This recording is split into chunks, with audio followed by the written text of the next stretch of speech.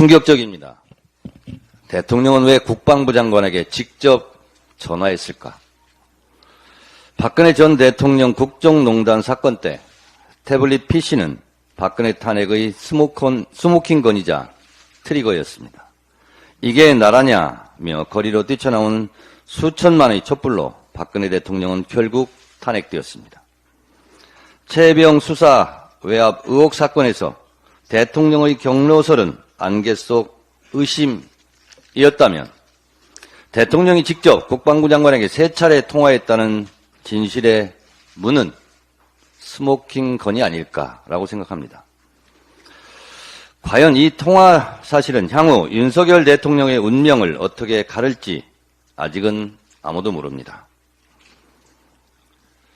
대통령의 3차례 통화, 이 사실, 과연 제2의 태블릿이 될 것인가? 먼저 MBC 보도를 다시 보시겠습니다.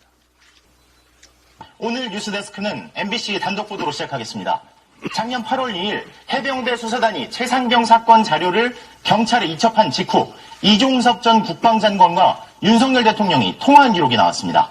통화가 이뤄진 이후 당시 해병대 수사단장은 보직 해임됐습니다. 먼저 구민지 기자의 단독 보도입니다. 윤석열 대통령이 예전부터 사용하던 개인 휴대전화 번호가 이종섭 전 장관의 통화 기록에 처음 등장한 건 작년 8월 2일 낮 12시 7분 44초입니다. 이 전 장관이 전화를 받았습니다. 통화가 4분 5초간 이어졌습니다. 해병대 수사단원들이 임성근 해병대 1사단장 등 혐의자를 8명으로 적시한 사건 자료를 경북경찰청에 이첩하던 중이었습니다. 그리고 오후 12시 28분 이 전 장관 참모는 김계환 사령관에게 텔레그램을 보내 경찰로 이첩 여부 확인되었는지요? 라고 물었고 3분 뒤 김 사령관은 이첩되었음, 장관과 통화할 때 확인되어 보고 드렸습니다. 라고 답합니다. 김계환 사령관이 앞선 이종섭 전 장관과 통화해서 경찰 이첩 사실을 보고했다는 겁니다. 그리고 12시 45분쯤 김 사령관이 박정훈 전 해병대 수사단장을 자신의 집무실로 불러 지금부터 보직 해임이다, 많이 힘들 거다라고 말했다는 게 박대령 측 주장입니다. 이후 윤 대통령이 예전부터 쓰던 휴대전화에서 2차례 더 이 전 장관에게 전화가 갔습니다. 12시 43분 16초부터 시작돼 12시 56분 59초까지 13분 43초간 이어졌고 12시 57분 36초부터 58분 28초까지 52초간 통화 후 끊어졌습니다. 그날 저녁 국방부에서 다시 수사 기록을 경찰에서 가져왔습니다. 이시원 당시 대통령실 공직기관 비서관과 국방부 유재은 법무관리관의 통화가 이뤄진 날도 이날입니다. 이종섭 전 장관 측은 자료의 출처가 어디인지 그 공개가 적법한지 의문이라면서 대통령과 통화 여부를 언급하는 건 적절치 않다고 답했습니다. 이 번호가 윤석열 대통령이 쓰는 개인 번호가 맞는지, 윤 대통령이 이날 이종섭 장관과 3차례 통화한 적이 있는지 대통령실에 물었지만 답하지 않았습니다. MBC 뉴스 구민지입니다.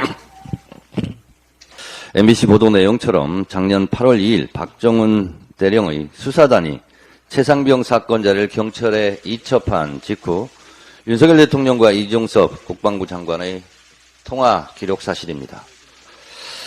3차례의 통화 기록이 나왔으니 통화 내용이 구체적으로 무엇이었는지만 밝히면 최상병 수사 외압의 실체가 드러나게 됩니다.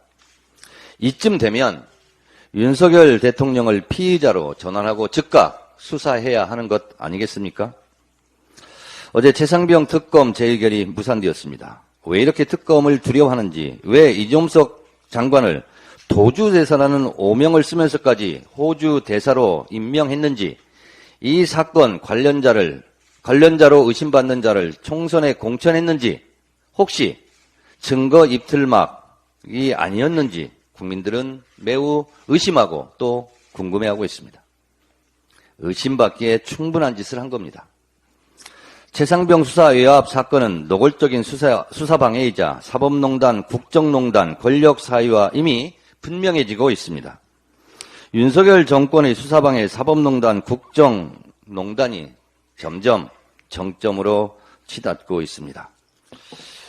윤석열 대통령과 이종섭 전 국방장관과의 부적절한 전화통화, 박근혜 정권 탄핵 때 태블릿 PC처럼 윤석열 정권 탄핵의 스모킹 건이자 트리거가 될 것인지 온 국민이 두 눈 부릅뜨고 지켜보고 있습니다.